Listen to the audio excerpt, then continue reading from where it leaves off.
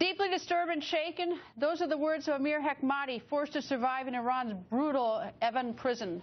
And the Marines Congressman Dan Kildee doing what he can to help his constituent, our Marine, leaving his guest seat open at the State of the Union, a tribute to Amir. But he did not stop there. Congressman Kildee even confronting President Obama more than once, asking him to bring Amir home.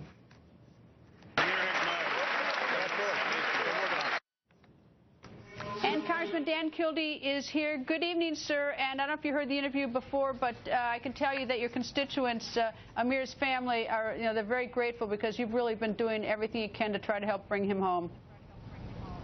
Well, thanks, Greta, and I really appreciate you bringing attention to this case. It makes a difference. We know that when the American people speak up, the Iranian government listens, and so we encourage people to speak out, and your bringing attention to this case makes a big difference. We want people to use social media, use hashtag #FreeAmirNow to express themselves on this.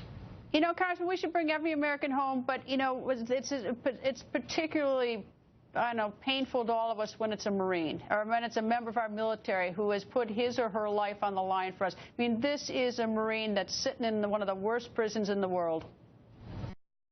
It is, and this is a young man who's born here in the United States, grew up here in Flint, Michigan, my hometown, served his government, served his country in the Marine Corps, and most likely because of that service is being treated by the Iranian government as a political prisoner. He's an innocent man. He's done nothing wrong, and he's simply become a pawn in a geopolitical struggle between Iran and the rest of the world. When you spoke to President Obama, you've talked to him twice or mentioned it twice to him. What has he said? Well, I've spoken to the president a number of times about this. I spoke to him again in February, and he's very familiar with Amir's case. So I'm satisfied that the president understands the urgency of this, and I continue to press him and the State Department.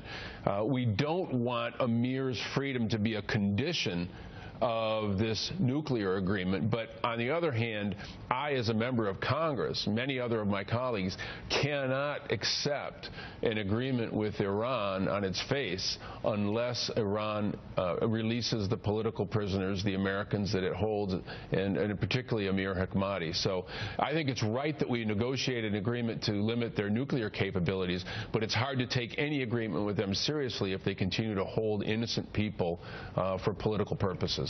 So just so I'm straight, if your constituent is not released, that you would vote no on the agreement as you understand the agreement is today?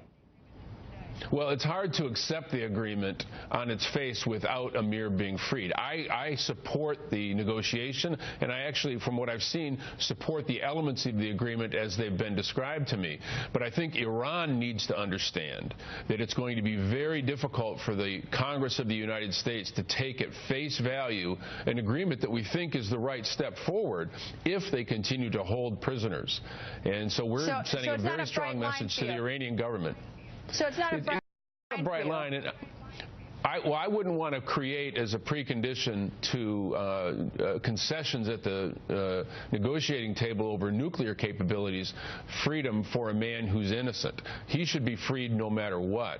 But I just want to make sure that the Iranian government understands where the American people are, and as a member of Congress, we will not accept them into the international community if they hold political prisoners. No agreement at all can be taken on face value unless they release Amir Hekmati. Congressman, thank you very much, sir. Thank you very much.